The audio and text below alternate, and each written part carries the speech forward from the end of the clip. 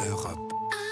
Europe 1. On allume la télé, Varrock, plus de 40 ans après l'adoption de la loi Veil, le droit à l'avortement est remis en question dans plusieurs pays, en Europe et en France également. Et ouais, exactement, Raphaël. C'est une enquête rigoureuse et assez édifiante d'Andrea Rolling-Gaston et Alexandra Jousset qui prouve notamment qu'une nouvelle génération de militants attaque le droit des femmes à disposer de leur corps. En France, les anti-IVG sont réunis au sein notamment d'un groupement qui s'appelle les Survivants, des gens qui ont choisi de faire passer des messages via des vidéos diffusées sur YouTube. Mais c'est en Italie que la situation devient très compliquée et très préoccupante. Selon Elisabetta Canitano, elle est présidente d'une association qui défend les femmes.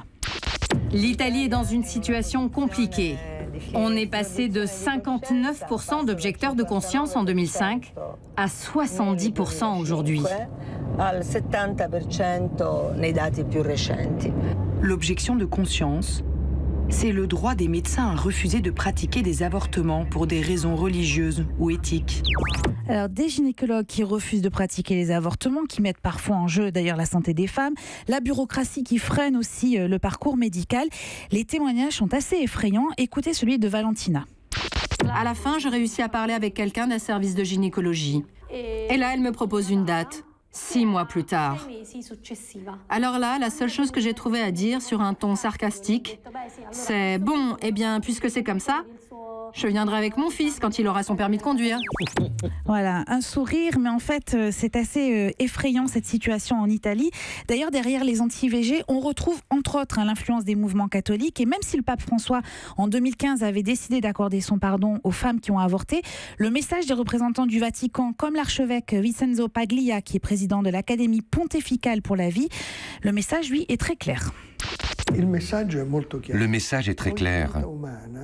Chaque vie humaine est un patrimoine unique de l'humanité.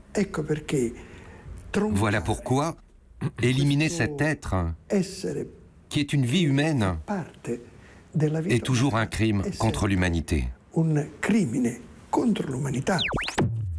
Ça fait bizarre d'entendre quand même un représentant de l'Église comme si c'était un représentant d'un État, mais il y a d'autres États en Europe qui sont sur une ligne aussi dure. C'est ça le plus important. Oui, exactement. Parce que, alors, évidemment, le reportage focalise sur l'Italie, mais il parle aussi du Portugal où la loi a été modifiée. La pression de l'Église orthodoxe en Russie qui est extrêmement importante. Des droits restrictifs en Pologne et en Hongrie. Évidemment, les États-Unis sont abordés aussi.